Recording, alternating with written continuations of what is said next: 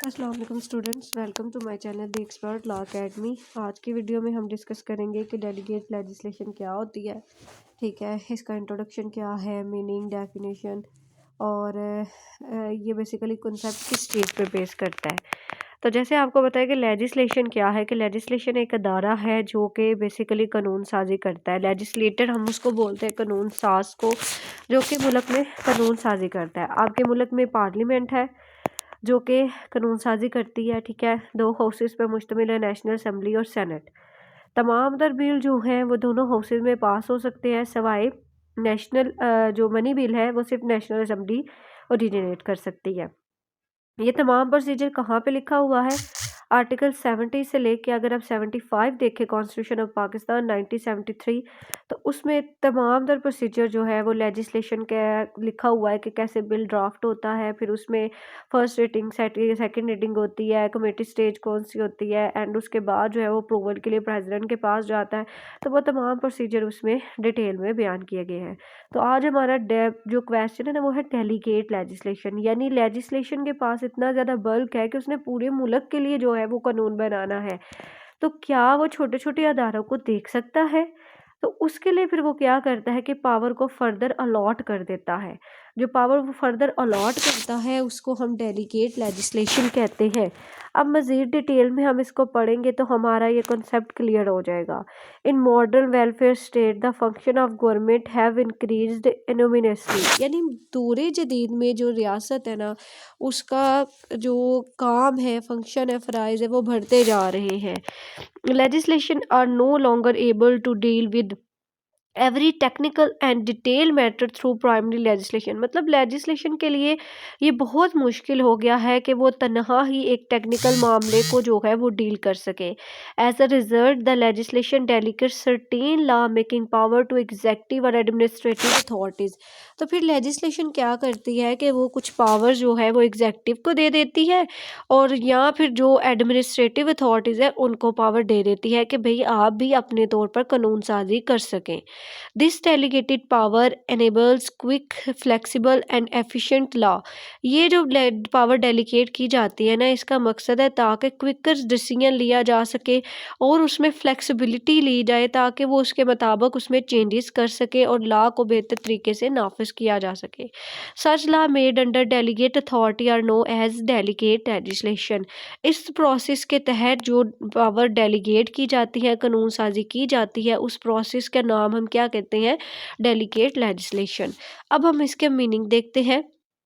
Refer to the laws made by any authority other than the legislature, यानी legislation के अलावा और जो अथॉरिटीज़ है जो कानून साजी करती हैं उनको हम डेलीगेट लेजिस्लेशन कहते हैं।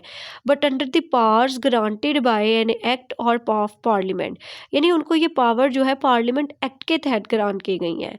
Although the legislature retain supreme authority, हालांकि जो लेजिस्लेशन है वो सुप्रीम अथॉरिटी रहेगी, लेकिन वो क्या करेगा? It delegates limited law making power to subordinate body to frame detail rules and regulation. लेकिन ये फर्दर पावर जो है वो क्या करते हैं कि वो लॉ मेकिंग पावर सबॉर्डिनेट को अलॉट कर देते हैं कि आप कानून साजी करें, आप जो है वो कवानीन बनाएं और उनको इम्प्लीमेंट करवाएं। ठीक है, तो ये चीज़ जो होगी इसको हम क्या कहेंगे? इसको हम लेजिस्लेशन का नाम देंगे। अब हम मज़ीद चलते हैं। उसके बाद अगर हम नेक्स्ट देखें तो इसकी डेफिनेशन क्या है कि legislation made by any authority subordinate to the legislature in pursuance of power confirmed upon it by the legislature, यानी लेजिस्लेशन बेसिकली क्या है कि ये एक अथॉरिटी है, ठीक है, जो कि सबॉर्डिनेट होती है और ये क्या करती है कि ये कानून साजी करती है और कवानीन बनाती है। ठीक है, जो कि उसको कि पावर किसने ग्रांट की हुई है?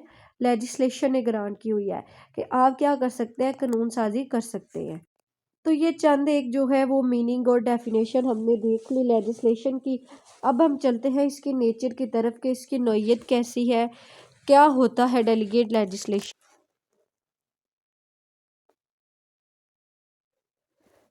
नेचर इसकी है कि ये drives it's authority from the parent act. ठीक है, ये जो है बेसिकली कहाँ से आता है कि ये लेजिस्लेशन से ही अपनी अथॉरिटी को डेलीगेट करता है। पेरेंट एक्ट का मतलब है कि जो लेजिस्लेशन ने कानून बनाए हैं उसी से इसको अथॉरिटी मिलती है। कोई भी अदारा खुद से कवानीन नहीं बना सकता जब तक कि उसको क्या है कि लेजिस्लेशन ने ग्रांट ना किए हों।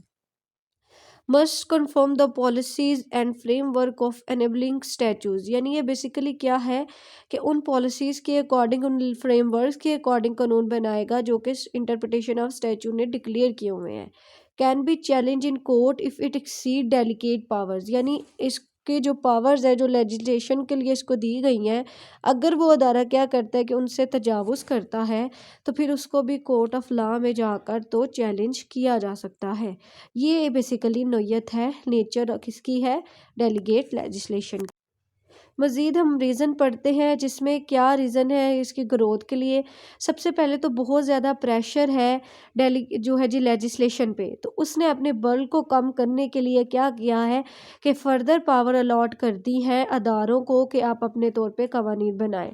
Technical nature of modern laws matters such as taxation, environment, health and industry requires experts knowledge, मतलब अब इनमें ना ये जो कुछ खास मैटर्स होते हैं उनमें ओपिनियन ऑफ एक्सपर्ट को जो है वो ज़्यादा अहमियत दी जाती है।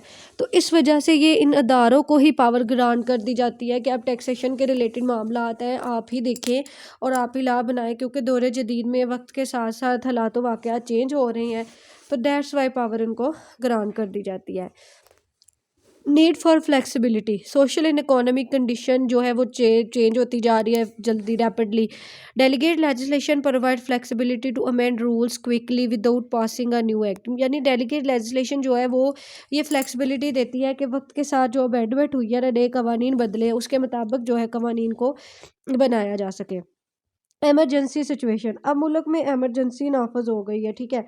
उस सिचुएशन में जो है वो क्या है कि अब जो है जिस अदारे को अलॉट की होगी वो उसके मुताबिक जल्दी फिलफोर जो है वो क्या कर सकता है, कवानीन बना सकता है।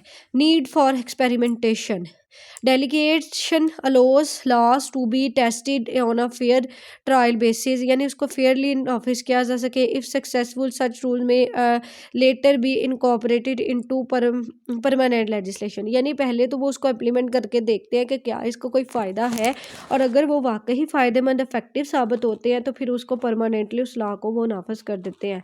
Local and special need, delegation जो है ना बेसिकली स्पेशल नीड्स के मुताबिक भी जो है उसको नाफिज किया जाता है। अगर उनको लगता है कि वाकई हालात वाक़यात की ज़रूरत है तो उसके हिसाब से फिर उसको ऐड कर दिया जाता है। अब टाइप्स ऑफ लेजिस्लेशन है, इसमें रूल्स है, सबसे पहले जनरल प्रिंसिपल प्रोसीजर है, एडमिनिस्ट्रेटिव प्रोविजन है, फिर रेगुलेशन है, इसमें डिटेल और टेक्निकल स्टैंडर्ड्स देखे जाते हैं, फिर ऑर्डर्स हैं, इसमें इशूड फॉर स्पेसिफिक पर्पस और सिचुएशन, ये किसी ख़ास मकसद के लिए, किसी ख़ास हालात के लिए जो है वो ऑर्डर्स नाफिज किए जाते हैं। उसके बाद बाय लॉज, यानी बाय लॉज का मतलब होता है ख़ास जो कवानीन होते हैं ना, ख़ास अथॉरिटी के तहत, ख़ास गवर्नमेंट के तहत उसको नाफिज किया जाता है। उसके बाद नोटिफिकेशन है, यानी इसमें कोई भी नोटिफिकेशन होता है जो कि ख़ास प्रोविजन ऑफ लॉ के मुताबिक अप्लाई करवाया जाता है। एसेंशियल कंडीशन क्या होती हैं for delegate legislation, it must be with in the scope of the parent act, यानी ये पेरेंट एक्ट के मुताबिक होगा। It must not be arbitrary और अनरीजनेबल, ठीक है, ऐसा नहीं ये होगा, अनरीजनेबल नहीं होगा, ठीक है। ये comply with the constitutional provision के साथ होगा। It must follow prescribe procedure, यानी जो प्रेस्क्राइब प्रोसीजर उसी के मुताबिक होगा, आइन के मुताबिक होगा, ये चीज़ इसमें बताई गई है। कंट्रोल ओवर डेलीगेट लेजिस्लेशन, कैसे इसको कंट्रोल किया जा सकता है, legislative control to prevent misuse of delegate power several controls exist, यानी कि मिस यूज़ तरीके से जो है ना ये पावर जो अब अदारों को दे दी गई, अब इसका गैर कानूनी तरीके से इस्तेमाल ना करें तो फिर उस मिस यूज़ को रोकने के लिए क्या किया जाता है कि सबसे पहले लेजिस्लेटिव कंट्रोल किया जाता है। पार्लियामेंट में अमेंड और repel the enabling act, parliament क्या कर सकते हैं, किसी भी कानून को बदल सकती है, तरमीम कर सकती है। Laying of rules before legislation, यानी ये रूल्स जो है ना उसको लेजिस्लेशन के सामने भी रख सकती है कि भैया आपने किस पॉलिसी के तहत जो है वो कानून बनाया, आप तो एक्सीड कर गए हैं, तो वो उसको ख़त्म भी कर सकती है। कमेटी सुक्रोनिटाइज डेलीगेट लेजिस्लेशन, यानी अब एक कमेटी तंजीम बनाई जाएगी, वो उसकी जांच पड़ताल करेगी कि जो हमने पावर दी गई है, हमें जो पावर दी है अदारों को, क्या वो बेहतर तरीके से काम कर रहे हैं कि नहीं, और अगर उन्हें बिल्कुल ऐसा लगता है ना कि भाई नहीं ये तो अकॉर्डिंग टू लॉ है ही नहीं है, तो वो उसको कॉल इन क्वेश्चन कर सकते हैं। Judicial control, it is ultra Vries the parent act. अब ये जो है ना ये उसने बताया कि कौन सी चीज़ें अब इनवैलिड है। तो कहते हैं कि अगर वो अल्ट्रा वेरिज करते हैं मतलब उसको बदलते हैं पेरेंट एक्ट को, तो वो गलत है। जो उनको अख्तियार दिया गया कि आपने भाई इसी एक्ट के मुताबिक काम करना है, अगर उसको वो तजावज़ करेंगे तो वो गलत है। इट वायलेट्स फंडामेंटल राइट्स, यानी कि बुनियादी हकूक़ के अगेंस्ट हो तो वो भी गलत है। ठीक है। इट इज़ अनरीजनेबल और मेलाफाइड, अगर उसमें बदनीति शामिल है, ठीक है, जानबूझकर वो उसको चेंज कर रहे हैं, तो तब भी जो है वो क्या है कि उसको कॉल इन क्वेश्चन किया जाएगा कि आप किस अथॉरिटी को चैलेंज कर रहे हो। आप अपने आप से कानून नहीं बना सकते। जो आपको रूल एंड रेगुलेशन दी हैं आपने उसी के साथ चलना है, आप उसमें कोई भी चीज़ एक्सीड नहीं कर सकते। उसके बाद एग्जेक्टिव कंट्रोल हम देखते हैं, उसमें क्या क्या चीज़ें आ जाती हैं। अच्छा जी, हम अब इसके एडवांटेजेस देख लेते हैं सबॉर्डिनेट लेजिस्लेशन के। तो इसका सबसे पहला जो फ़ायदा है ना, रिलीव्स बर्डन ऑन लेजिस्लेशन। सबसे पहला जो इसका मकसद है ना डेलीगेट लेजिस्लेशन का, वो ये होता है कि जो बर्डन है ना अदारों पे उसको काम करना। Subordinate legislation reduce the work load. Subordinate legislation ने क्या कर दिया कि लोड को कम कर दिया है by allowing detail and technical matters to be handle by administrative authorities, ताकि जो मैटर्स है ना वो एडमिनिस्ट्रेटिव अथॉरिटीज़ को डील कर सके और सबॉर्डिनेट लेजिस्लेशन के तहत इनका काम जो है वो काम हो सके। Expert knowledge and technical skill.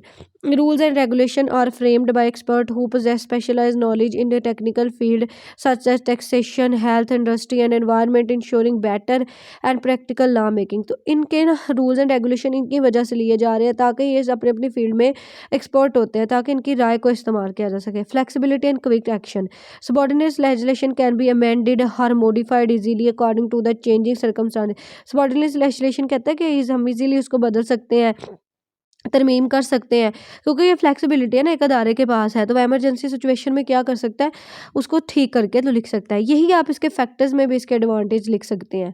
Save times. इसके अलावा जो है आप देखिए ना बल्क इतना ज़्यादा है लेजिस्लेशन के पास, तो उसके पास इतना ज़्यादा जो केसेस हैं उनको सॉल्ट आउट करने के लिए एक टाइम चाहिए।